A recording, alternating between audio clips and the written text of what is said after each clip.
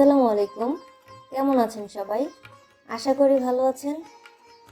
আজকে আমি আপনাদের একটি ভিন্ন রকম ইলিশ রান্না করে দেখাবো। ইলিশ তো আমরা নানানভাবে রান্না করে থাকি। সরিষা ইলিশ, ইলিশের কোরমা, আরও কত পদ। তবে আমি আজকে যেভাবে ইলিশটা রান্না করব, সেই রান্নাটা একটু ব্যতিক্রম। এটা হলো ইলিশ কষা। আমি নিজেও আগে কখনো খাইনি। বিয়ের পর আমার শাশুড়ির কাছ থেকে শিখেছি। রান্নাটা খুবই সহজ, মাত্র 4টি উপাদান: পেঁয়াজ, রসুন, শুকনা মরিচ, সামান্য ধনিয়া দিয়েই রান্নাটা করা হয়। আসুন তাহলে দেখে নিই রান্নার প্রক্রিয়াটি।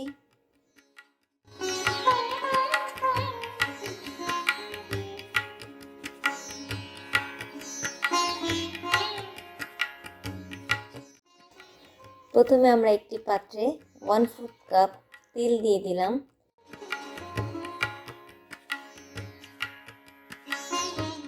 তেলটা গরম হয়ে আসলে দিয়ে দিলাম 1/4 কাপ পেঁয়াজ বাটা,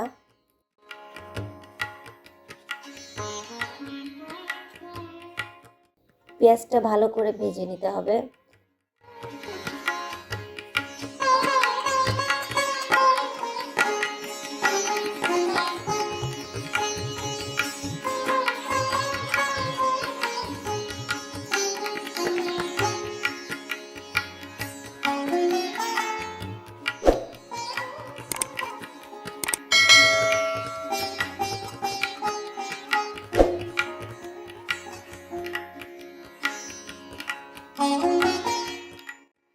এখন দিয়ে দিব 2 টেবিল চামচ পরিমাণ রসুন বাটা, 2 টেবিল চামচ শুকনো মরিচ বাটা,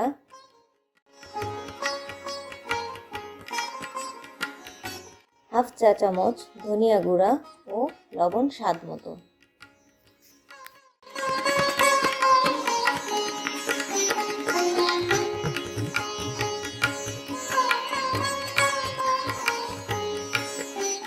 মশলা দেয়া হলে সামান্য একটু পানি দিয়ে নেড়ে চেড়ে মশলাগুলো মিশিয়ে নিব।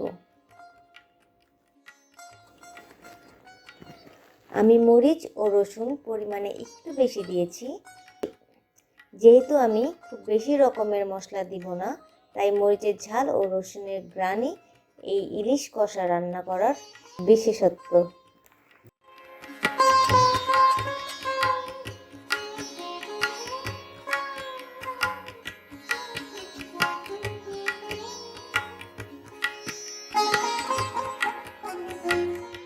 এবার 1 কাপ পানি দিয়ে 5 মিনিটের জন্য ঢেকে দিব।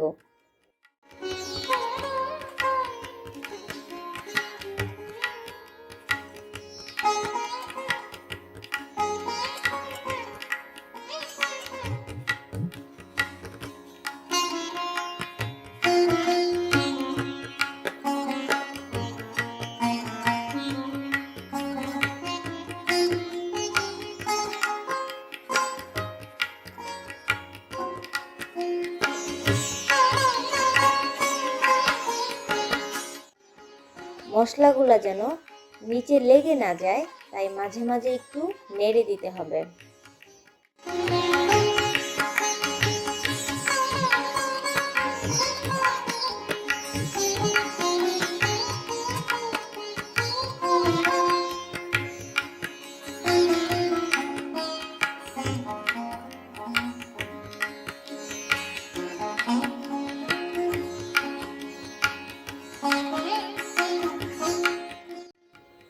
তেলটা উপরে চলে এসেছে, তার মানে মশলা কষানো হয়ে গিয়েছে। এখন আমরা মাছের টুকরোগুলো দিয়ে দিব।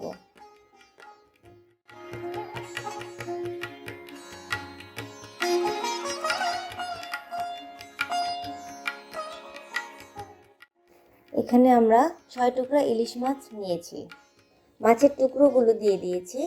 এভাবে 2-3 মিনিট রান্না করার পর খুব সাবধানে মাছগুলো উল্টে দিব।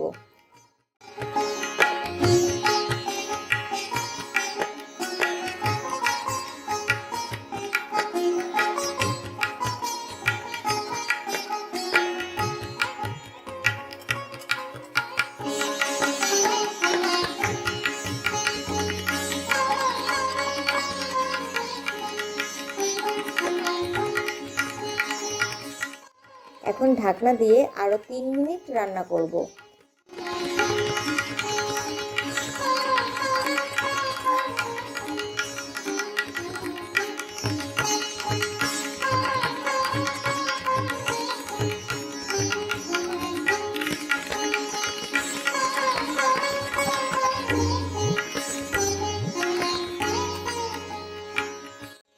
তিন মিনিট পর ঢাকনা উঠিয়ে একটু নেড়ে চেড়ে 1.5 কাপ পানি দিয়ে আবার 10 মিনিটের জন্য ঢেকে দিব।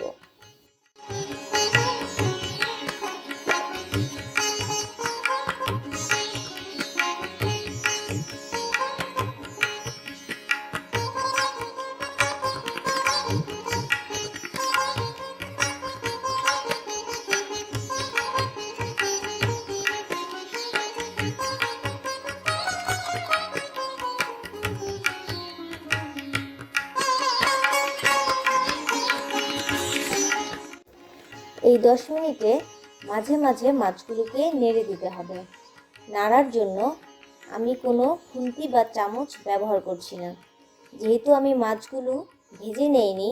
চামচ দিয়ে নাড়লে মাছগুলো ভেঙে যেতে পারে, তাই পাত্রটি ঘুরিয়ে ঘুরিয়ে নেড়ে নিচ্ছি।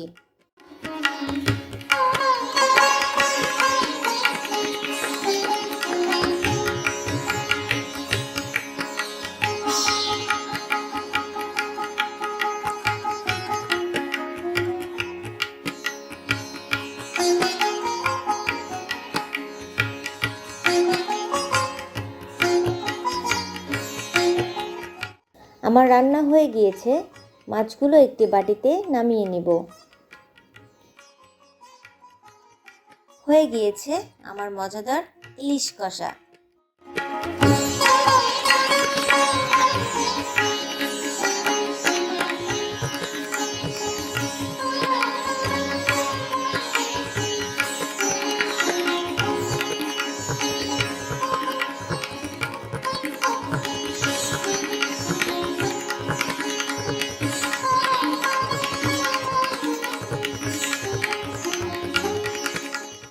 বন্ধুরা, আমার রেসিপিটি কেমন লাগলো কমেন্টে অবশ্যই জানাবেন, আর ভালো লাগলে লাইক দিবেন। ভালো থাকবেন। আল্লাহ হাফেজ।